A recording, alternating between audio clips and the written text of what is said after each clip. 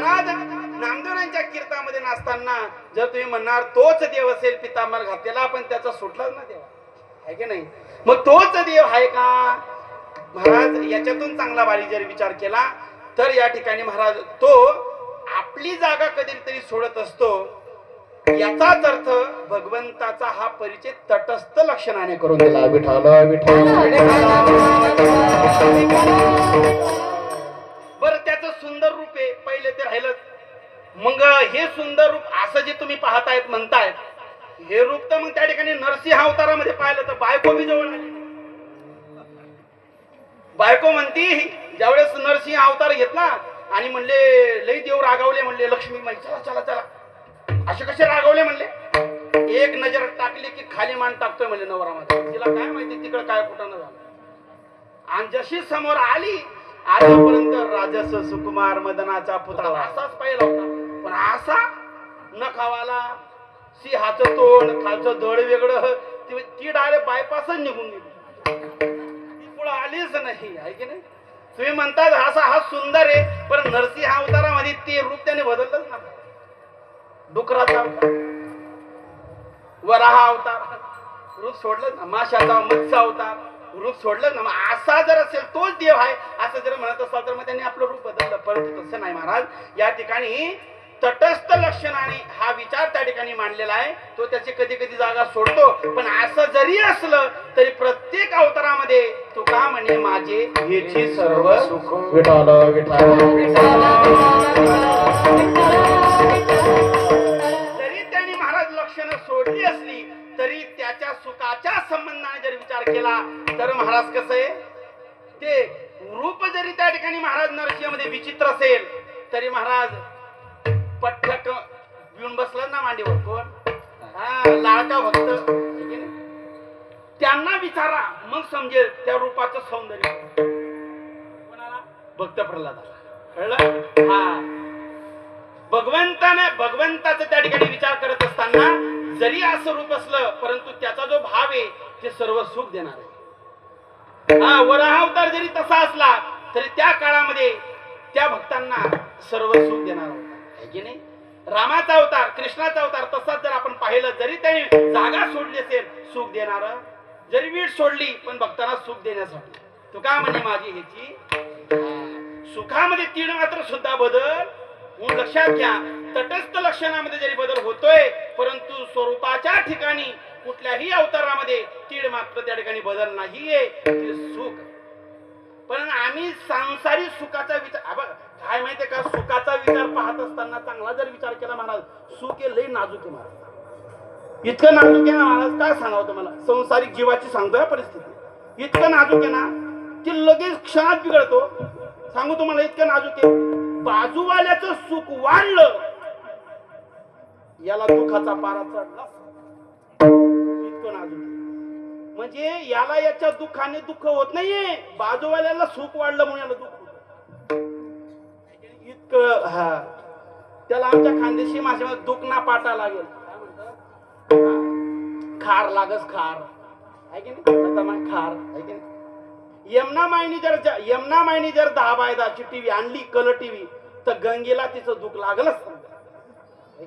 ती नवऱ्याच मागं लागते. पाहिलं का यमुने कशी आणला माय 10x10 चा टीव्ही, आणि मी असं ब्लॅक अँड व्हाईट वर अजून लग्नापासून राहिलीये. पाहिलं का ते माझ्या नाकावर टीच मला दाखवती कशी, गलीभर म्हणती कशी कलर टीव्ही आणला माय, कलर टीव्ही. मला माहित नाही आपल्या घरात 20x20 चा टीव्ही आलाच पाहिजे. नवरा म्हणतो अगं आपली 10x10 ची खोली मुंबईत राहणारी आपण, आपली 10x10 तिच्या कुठे नादी लागती, 20x20 चा टीव्ही लावायचा कुठं. मला माहित नाही, मी लावल कुठंही, पण तुम्ही आणाच. कसं तरी हप्ते काढू काढू महाराज टीव्ही आणला. म्हातारीने टीव्ही लावायला जागा नाही म्हणून बकेट उलटी केली, त्या बकेटवर टीव्ही ठेवला आणि त्या बकेटच्या खाली कोंबडी अंड्याला ठेवली.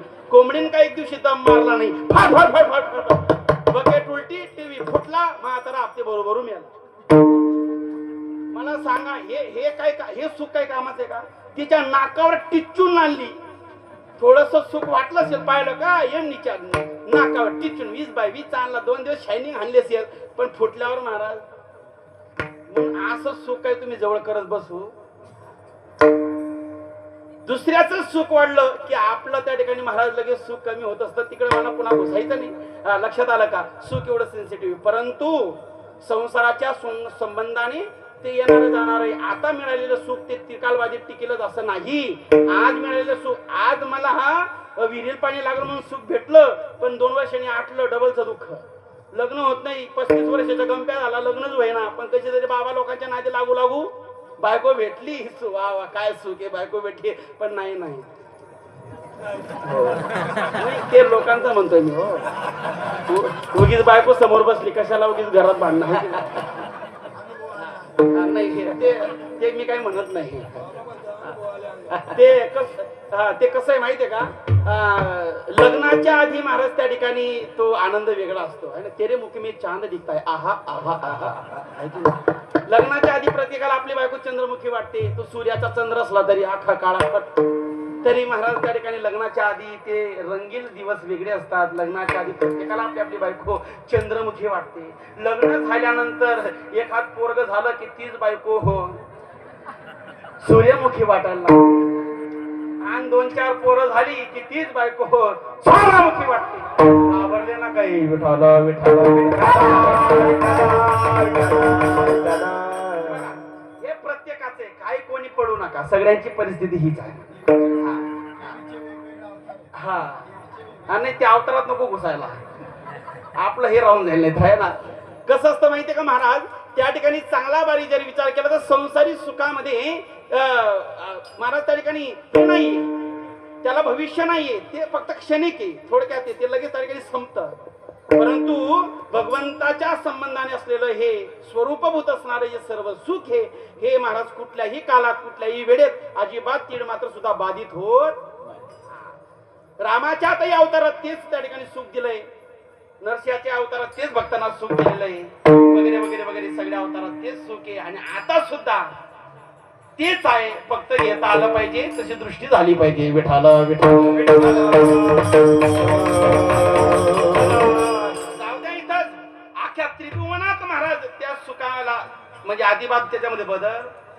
अनंत ब्रह्मांडे उदारी, हे तर एकच ब्रह्मांडात राहतोय. अनंत ब्रह्मांड, सगळ्या ब्रह्मांडामध्ये तोच.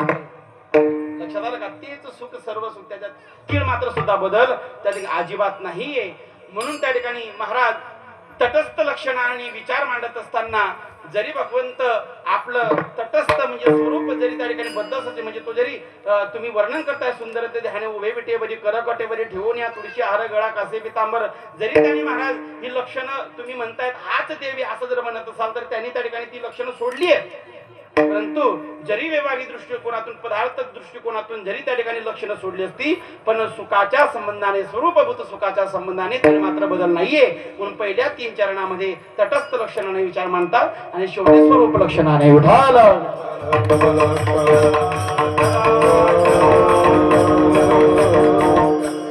आणि मग असा असणारा भगवंत जो आहे तो कसा आहे? अभंगाच्या पहिल्या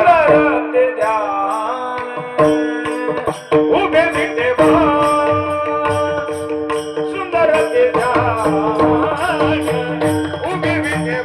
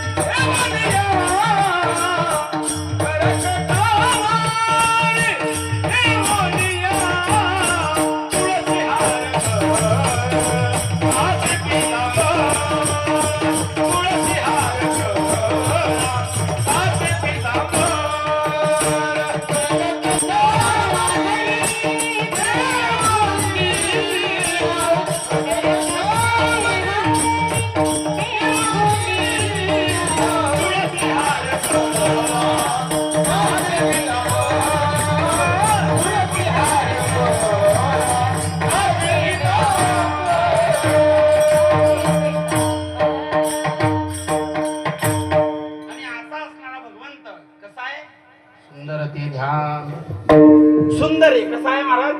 सुंदर. बरं, याच्यातून जरा थोडस महाराज काही गोष्टी जर काही मला प्रश्न पडत नाही बाबा. भगवंत कसा आहे? तुकोबारा म्हणतात सुंदर आहे म्हणले. हो, लय सुंदर आहे. पण इथे जरा मला वेगळी पार्टी स्थापन करायची माझी. मी काय तुकोबारांच्या मतात सहमत नाही. भगवंत सुंदर आहे. जरा जरा ह्याच्याने बोलतोय बरं का मी जरा, कारण तुकोबारांच्या विरोधात पार्टी उभे करणं म्हणजे तुम्ही मला आता म्हणा बुवा तू निघतो. पण जरी घ्या समजून थोडस. आताच मला सांगा, तुम्हाला माझ्या पार्टीत यायचंय का? म्हणजे तो भगवंत सुंदर आहे हे मला मान्य नाही. तुम्हाला मान्य आहे का? बसलेले तुकोबारांचं म्हणणे देव सुंदर आहे, बरोबर? तुकोबारांचं म्हणणे. पण मला असं म्हणणं आहे की माझं म्हणणं असं आहे की देव सुंदर नाही. मी जरा माझी पार्टी वेगळी स्थापन करतोय. यायचे का कोणाला माझ्या पार्टीत? हो वा. नाही, तुम्ही माझ्या पार्टीची ऑलरेडी तुम्ही नका येऊ. तुम्ही जरा छान आहे ना. मला यांना विचारायचं म्हणजे याचा अर्थ मग तुम्ही तुकोबारांची पार्टी सोडताय. मग ही जरा गडबड होईल महाराज. जरा विचार करू ना. नुसता हाला हा नाही, बाबा उभा म्हणून म्हणायचं. कारण तुकोबारांच्या विरोधात पार्टी स्थापन करतोय म्हटल्यावर जरा थोडं गांभीर्यपूर्वक तुम्ही